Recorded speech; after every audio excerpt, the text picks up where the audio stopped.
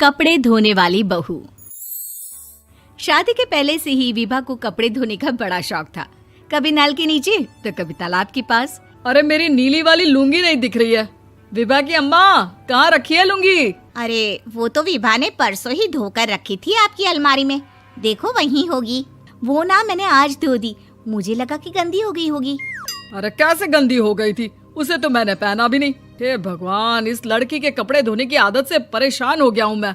जितना तो घर में राशन नहीं आता, उससे कहीं ज्यादा डिटर्जेंट पाउडर का खर्चा है। इसकी शादी करवा दो, शादी जाए अपने घर में ही करे काम, फिर चाहे घर के कपड़े धोने हो या पूरे गांव के। हाँ ठीक बोल रही हूँ, देखता हूँ मैं कोई लड़का। वो दिन भी आ जाता है जब विभा को देखने लड़के वाले आ जाते हैं। लड़की मुझे अच्छी लगी। होने वाली सास कहती है, बेटी अगर कुछ पूछना है तो पूछ लो। वैसे तो हमारी लड़की बहुत ही शर्मीली है, जो बोल दो वो मान लेती है, इसे क्या पूछना होगा। अरे कैसी बात कर रही हो माँ, मुझे इन लोगों के घर रहना है, सवाल तो कई है। हाँ हाँ बेटा, पूछ लो ना, क्या पूछना है। आप लोगों के घर कपड़े कौन धोता है? सास का मुंह बन जाता है। देखो, अगर तुम ये कहना चाहती हो कि तुम्हें कपड़े धोने नहीं आते तो सुन लो, कपड़े मैं ही धोती हूँ, लेकिन तुम्हारे आ जाने के बाद मैं रुमाल तक नहीं धोऊंगी। अरे चुप रहना भाग्यवान, बहू बेचारी घर आई नहीं, उसे डराना शुरू कर दिया। वो क्या है ना बिटिया, अभी तक तो ये कल्लू की माँ ही धोती थी, लेकिन अब तुम्हारे पापा तो दहेज में वॉशिंग मशीन देंगे ही। तभी विभा की माँ बोल पड़ती है, सवाल भी पूछा तो क्या। वैसे भाई साहब, मशीन की तो फिर भी कपड़े धोने की कैपेसिटी होती है। मतलब जो बिटिया दे रहे हैं ना विभा, इसे कपड़े धोने का बहुत शौक है। ये आप लोगों के क्या, आस पड़ोस गांव मोहल्ले सबके कपड़े धो दे और उफ तक ना करे। बाहर देखा नहीं आपने कितने कपड़े सूख रहे हैं? सब हमारी बिटिया ने ही तो धोए हैं। बस भी करो ना माँ, शर्म आ रही इतनी तारीफ सुनकर।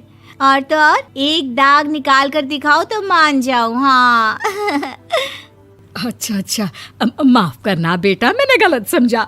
हमें तो रिश्ता बहुत पसंद है। और ऐसे जुड़ जाता है रिश्ता कपड़े धोने का शौक रखने वाली विभा का। उसकी शादी हो जाती है कोयला फैक्ट्री में काम करने वाले कल्लू के साथ। शादी के बाद अचानक विभा चिल्लाती हुई सास के पास आती है। सासू माँ, अरे सासू माँ कहाँ है आप?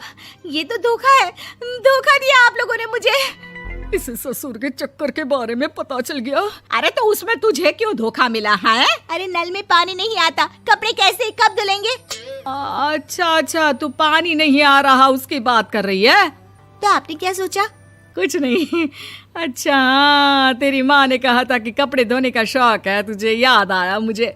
शौक बोलकर कपड़े धोने वाले मेरे जुनून को कम ना आके सासू माँ, कपड़ा धोना मेरा गुरूर है। तभी पति भी वहाँ आ जाता है। अभी मैंने इसे सनी देओल की फिल्म दिखाई है, उसी के डायलॉग मार रही है माँ। अच्छा सुन, साफ साफ बता रही हूँ, पानी सुबह 4 से 6 और शाम को 10 से 12 आता है, समझी? विभा टाइमिंग सुनकर हैरान हो जाती है। ये क्या भूतों का मोहल्ला है? सुबह 4 बजे उठकर कौन कपड़े धोता है? 4 बजे टंकी में पानी जाता है, फिर सारा दिन धोना ना, किसने मना किया? अरे कैसी बात कर रही हैं? 200 लीटर की टंकी में कितने कपड़े धो लूंगी मैं? सुबह ही उठ जाऊंगी मैं। अब क्या था, विभा सुबह 4 से लेकर रात के 12 बजे तक कपड़े ही धोती रहती। एक रोज सास पड़ोस से निकलकर कहीं जा रही होती है कि साथ वाली कहती है, हाँ कल्लू की माँ, जरा ये बताओ कि 2 साड़ी है, 2 ब्लाउज और एक पेटीकोट और एक नाड़े वाला लंबा कच्छा। हाँ तो? अरे तो क्या, कितना लोगी धुलाई ये बताओ। धोबन दिख रहे हैं हम क्या? हमारे पति सरकारी नौकरी से अभी रिटायर हुए हैं और बेटा सुपरवाइजर है कोयला फैक्ट्री में। धोबन समझ रखा है हमें? हाय रे कल्लू की अम्मा, माफ कर दो, वो तो मोहल्ले में यही सब बता रहे थे कि तुमने बहू को कपड़ा धुलवाने के काम में लगा दिया है। सास को पड़ोसन की बात सुनकर गुस्सा आ जाता है। वो घर पहुंचती है जहां घर के बाहर ही इतने सारे कपड़े सूख रहे होते हैं जितने कि किसी धोबन के घर पर। अरे ओ कल्लू की दुल्हन, बाहर निकल। माँ जी यहीं आ जाओ, बाथरूम में चादर धो रहे हैं हम। अरे अभी हम धोते हैं, तुमको बाहर निकलो। ये आस पड़ोस वाले बोल रहे हैं कि हम बहू से कपड़े धुलवा कर उसे कपड़ा धोने वाली बना दिए हैं। अरे छोड़ो ना माँ जी, किन लोगों की बातों में आती हो? आस पास के लोगों का तो काम ही होता है कि वो किसी तरह सास बहू को लड़ा दे।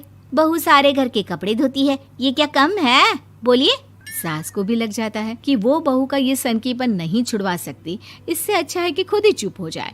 एक रोज सास और बहू मंदिर जाते हैं, जहाँ सास की साड़ी वहाँ खड़ी भीख मांगने वाली से मिलती है। माँ जी क्या बात है, आपकी साड़ी उस भिखारन से कितनी मिल रही है ना? हाँ हाँ, देखो तो दोनों की साड़ी मिल रही है। क्या बात है कल्लू की अम्मा, तुम खुद को तो अफसर की बीवी बताती हो और ऐसी सिंपल सी प्लेन साड़ी पहनकर घूमती हो। सिंपल और प्लेन नहीं है ये साड़ी। तो क्या सोने के धागे से फूल बने हैं?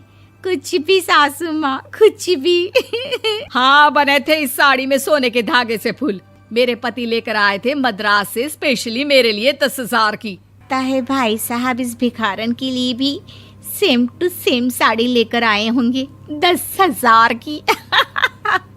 सास उस वक्त तो कुछ नहीं कहती, लेकिन बहू के साथ घर आती है और अलमारी से एल्बम निकाल कर लाती है। ये साड़ी देख रही है, ये वही साड़ी है जिसे मैंने अभी पहना था। इस साड़ी में ये जो चमकदार फूल दिख रहे हैं ना, ये सोने के धागों से काढ़े गए हैं। लेकिन तू लोकल वॉशिंग मशीन ब्रश से घिस घिस कर सारे फूलों को निकाल कर साड़ी प्लेन कर दी। मुझे माफ कर दीजिए सासू माँ। और तो और, जब मैंने तुझे तेरी गलती के लिए कुछ नहीं कहा, लेकिन तूने तो सबके सामने मेरा मजाक ही बना दिया। क्यों? बहू को समझ में आ जाता है कि अब से उसका कपड़े धोना बंद।